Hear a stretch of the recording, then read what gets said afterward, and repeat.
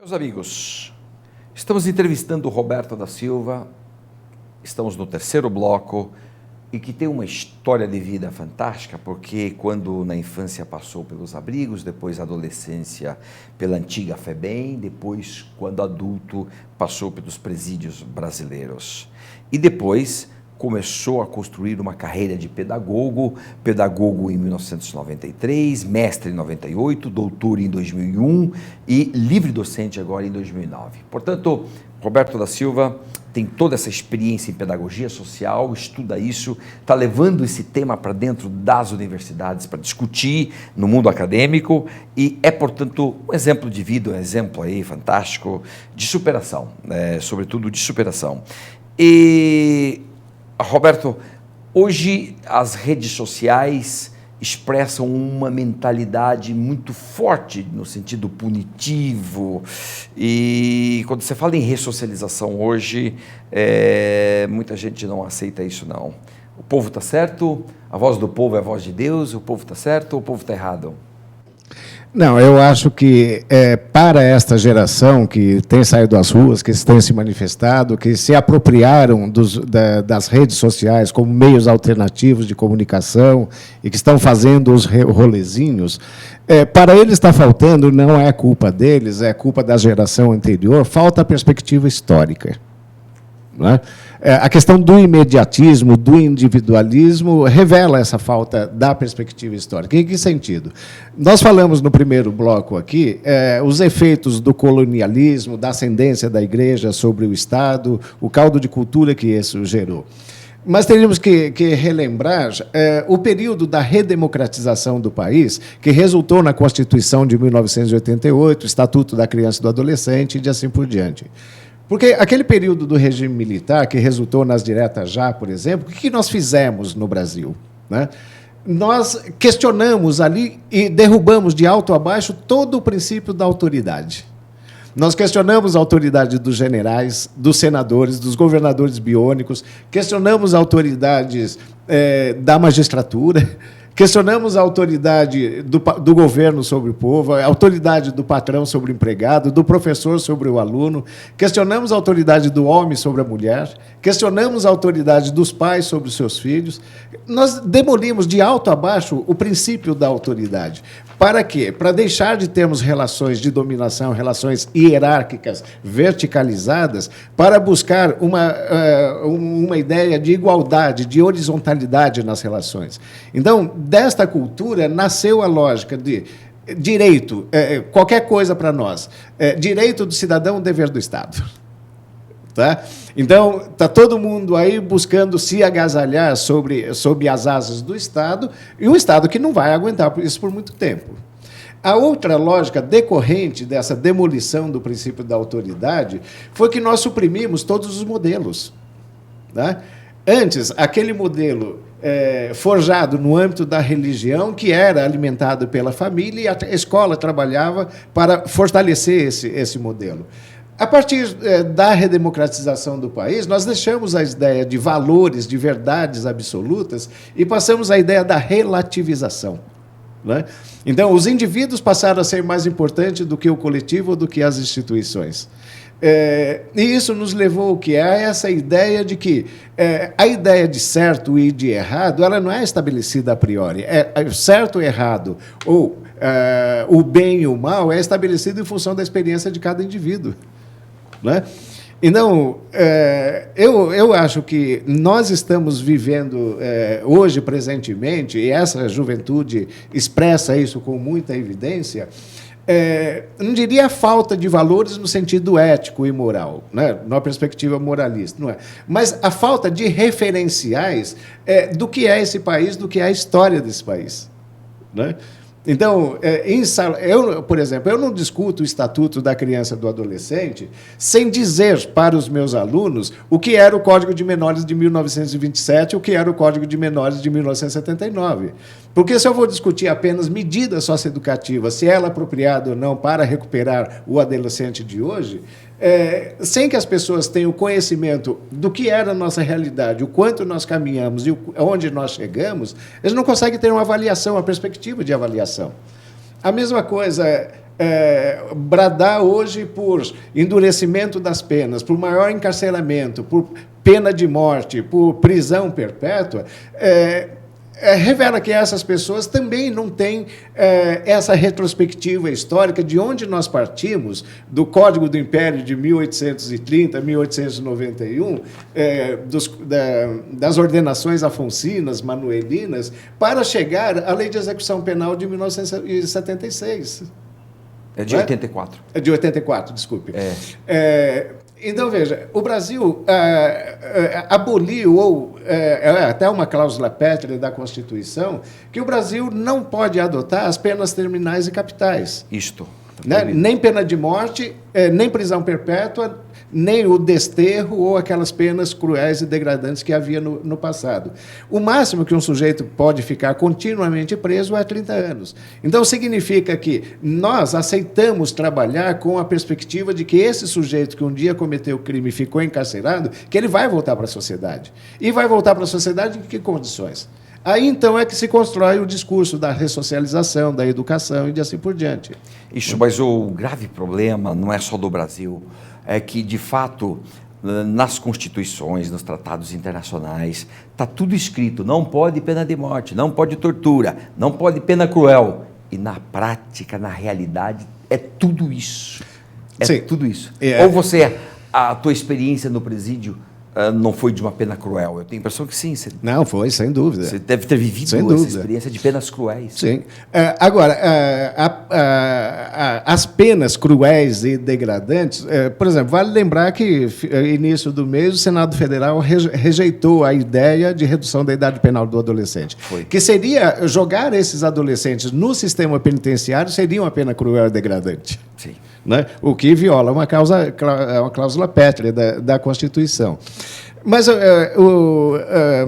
o fato é que, naquela ideia de ressignificação do crime, da pena e da prisão, pensar, o Brasil tem o maior sistema penitenciário do mundo, o quarto, né? Mais de 580 mil presos agora. 80% desses presos eram jovens como eu, que entrou na prisão com 18 anos de idade. Né? E tem menos de 30 anos. Quer dizer, são pessoas para os quais falhou a família, falhou a religião, falhou a escola, falhou o mercado de trabalho, falharam as políticas públicas. Então, eles vão ter que fazer o processo que eu fiz, de descobrir-se enquanto ser humano nas piores condições. E aí, que condições a prisão dá para essas pessoas se enveredarem pelos caminhos das coisas positivas, da leitura, da reflexão, da discussão, do aprimoramento de habilidades e competências? Então, nesse sentido, o sistema penitenciário não favorece isso. Perfeito. Não favorece. Tá? A questão da superlotação, a questão do regime disciplinar, a questão da lógica da cultura penitenciária, de que a violência ainda é o principal fator de mediação de todas as relações, isso não favorece esta humanização do sujeito privado da liberdade. Mas é isso que falta entre nós, reconhecer que este poder punitivo, ele é violento, extremamente torturante, ele está ali para exterminar, para torturar, para triturar. Isso é uma realidade. A realidade é isso. E que não dá para fugir disso. Mas quando você compara as taxas de mortalidade de adolescentes que saem em cumprimento de liberdade assistida, por exemplo, saem das unidades e morrem nas ruas. A taxa de mortalidade da população negra, de jovens negros nas periferias. A taxa de mortalidade de homossexuais. A taxa de mortalidade de mulheres por maus tratos e tudo mais, que é volumosa. E se soma isso, a taxa de mortalidade no trânsito, tá? 40 mil mortes por ano. Então, vamos dizer que alguém já disse isso, um juiz disse numa sessão do Conselho Nacional de Justiça. Que bom que essas pessoas estão presas, porque se elas estivessem na rua, já estariam mortas. Mas esse argumento... Não, usou esse argumento. Não dá para concordar. Sim. Ele usou. Usou. Tá? Não dá para concordar, porque ele reitera a ideologia de que cadeia é melhor do que fora. Sim. Do que a liberdade. É aquela lógica do preso bom, o bandido bom é o bandido morto. Né? Mas, então, eu estou querendo dizer que, apesar de a gente ter essa população de 580 mil, quase 600 mil presos, de alguma forma, esta população ela tem todas as condições de se tornarem cidadãos úteis. E com um dado simples. 90% da população prisional no Brasil não tem um perfil criminológico. Tá. Na maioria, são trabalhadores que ficaram desempregados, migrantes e imigrantes que não tiveram sorte em outras paragens, ou pessoas que se envolveram, por falta de maturidade, envolveram com drogas ou crimes eventuais. Então, o rigor do sistema penitenciário, o RDD, o regime disciplinar diferenciado, ou essas regras de segurança e disciplina mais rígidas, elas serviriam adequadamente para menos de 10% da população carcerária. Nós não precisaríamos de hoje 2.000 unidades prisionais no Brasil para dar conta desses 10% que, do ponto de vista clínico, têm um perfil criminológico. Sim, portanto, são realmente perigosos. Sim, aqueles que precisariam de um regime de segurança. Mas 90% são pessoas iguais a gente, que estão lá, que deram azar da vida. Isto que é fundamental. As pessoas não são más antes. Não. Se tornaram num período da vida, por várias razões, se tornaram, mas pode retornar, pode voltar. E aí tem a questão da etiquetação, da rotulação, que eu busco até tratar isso de uma forma... são os rótulos, os estigmas e preconceitos, né? Os meios de comunicação favorecem muito isso, de chamar todas as pessoas indistintamente que se veem às voltas com a justiça de bandido, de criminoso. Né? Aliás, uma apresentadora de jornal recentemente até disse: se você está condoído com um menino que foi torturado no poste, que adote esse menino. Sim. Né? Não, porque a regra é que qualquer cidadão brasileiro está sujeito a se ver às voltas com a justiça. Sim. Está sujeito a uma sentença de condenação. Essa sentença de condenação o torna um condenado e não um criminoso. Uhum. Essa é uma distinção importante. Porque quando a gente pensa que todo mundo que está atrás das grades, por ter recebido uma sentença de condenação, é um criminoso, nós o jogamos na vala comum. E não é verdade isso. Né? Então, e o mesmo se aplica ao adolescente em conflito com a lei, e o mesmo se aplica às crianças de abrigo. O estigma e o preconceito que cerca essas crianças é que elas foram criadas em ambientes viciosos e incorporaram maus hábitos, maus costumes e tudo mais. E se eventualmente elas forem para uma casa de família, elas vão reproduzir esses comportamentos lá. Quer dizer, tem uma cultura da etiquetação, da rotulação, no sentido de destituir as pessoas de valores para negar os direitos delas. É isso daí, é isso mesmo. E fazendo uma analogia, do mesmo modo que muitos criminosos que estão ali dentro não eram antes, eram gente boa. Sim. E até às vezes com dificuldade de relacionamento de família, mas foi se virando na vida, sim, foi crescendo e de repente acaba lá dentro. Da mesma maneira, são os policiais que ingressam na polícia e que depois grande parcela se torna violenta, sim, corrupta e terrivelmente dura dentro da corporação. E é interessante isso, elas são gente boa antes de entrar, sim, e depois ficam ali dentro. É uma terrível crueldade que elas protagonizam, não todos os policiais, evidentemente, mas depois que sai, vem a aposentadoria e sai, volta a uma pessoa normal outra vez.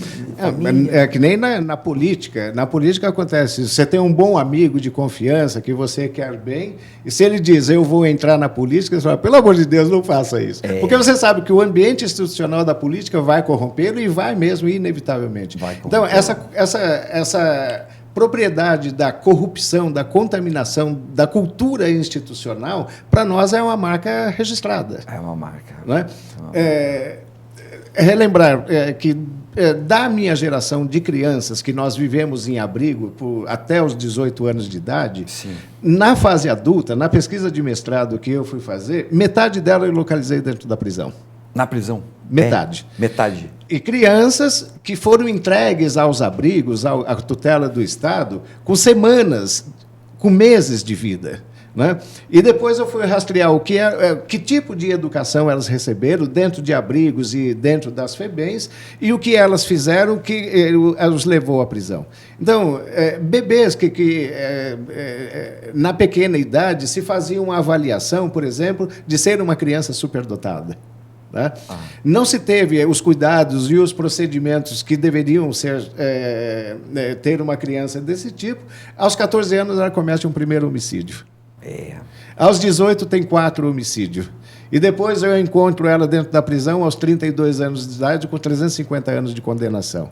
Quer dizer, uma criança entregue na mão se tem essa lógica do potencial de corrupção, da cultura institucional, tem essa outra dimensão quando o Estado produz o crime e o criminoso. Sem dúvida, mas o sistema penitenciário todinho é para produzir e reproduzir. Sim. Michel Foucault. Produz e reproduz a delinquência. Então, no Brasil nunca se conseguiu medir com certa precisão o que é a taxa de reincidência. Né? Mas nós temos qualquer coisa entre 50% e 75%. Exato. Quer dizer, de pessoas que entraram nesse ciclo de formação da marginalidade social, passaram, que nem eu, por abrigos, por instituições, FEBEMs, prisões, e fica naquele círculo vicioso de entra e sai, movendo a engrenagem, movendo a máquina, que você diz, de triturar pessoas. Exatamente. Sem perspectiva de saída. Não, porque o escopo não é este. Sim. O escopo oficial do Estado não é ressocializar, porque se fosse, botaria uma escola lá dentro. Mas também da sociedade. Da sociedade. Tem que se perceber que as chamadas profissões sociais no Brasil, que lida com essa população à margem da sociedade, são todas profissões de classe média. Pedagogia, psicologia, serviço social, medicina, são todas profissões de classe média, que não lida com o problema social da perspectiva de resolução dos problemas. Porque isso virou modo de vida para elas. Tá ok. Tá? Empurra o problema. É a lógica da administração do problema. Tá ok. Né? Em abrigos, administrados por organizações religiosas ou entidades da sociedade civil, eles morrem de medo de a gente tirar as crianças do abrigo e devolver para suas famílias. Por quê? A criança é refém do abrigo. A forma de remuneração per capita da criança... Claro, precisa de gente lá. Precisa de gente. É igual o presídio privado, privatizado. Precisa ter nos clientela. Estados Unidos, precisa ter gente lá dentro. Se eu não tiver gente lá dentro, eu não ganho nada. Então, aí tem a lógica do Estado que institui, que legisla, que organiza, mas tem a lógica da sociedade civil, das pessoas comuns, que aprenderam a fazer disso um modo de vida. Então, a nossa perspectiva de acabar com a pobreza e miséria passa também pelas classes que sustentam essa estrutura, de reverem qual é o papel e a atribuição que elas cumprem nesse jogo. Fundamental. Fantástico. Roberto da Silva conosco aqui no Tertúlia Criminológica. Fenomenal. Vários esclarecimentos. Imperdível essa entrevista com o Roberto, que então passou pelos abrigos na infância, na adolescência pela FEBEM, depois acabou sendo preso durante muitos anos no Carandiru e hoje, reitero, pedagogo desde 93, mestre desde 98, doutor desde 2001 e livre docente aqui na USP em São Paulo em pedagogia social desde 2009. Fantástico, Roberto, te agradeço muitíssimo e que suas palavras sejam palavras de estímulos aí para muita gente nesse país, né? Ótimo. As minhas reflexões e as posições que eu tenho defendido não são nada convencionais, vamos dizer assim. Mas isso porque eu não tive um modo de vida convencional também.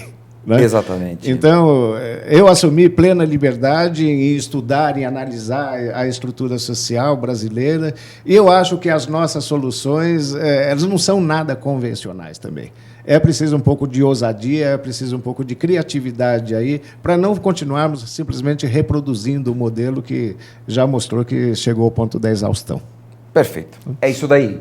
Muito bem, gente. Até a próxima tertúlia. Avante, avante.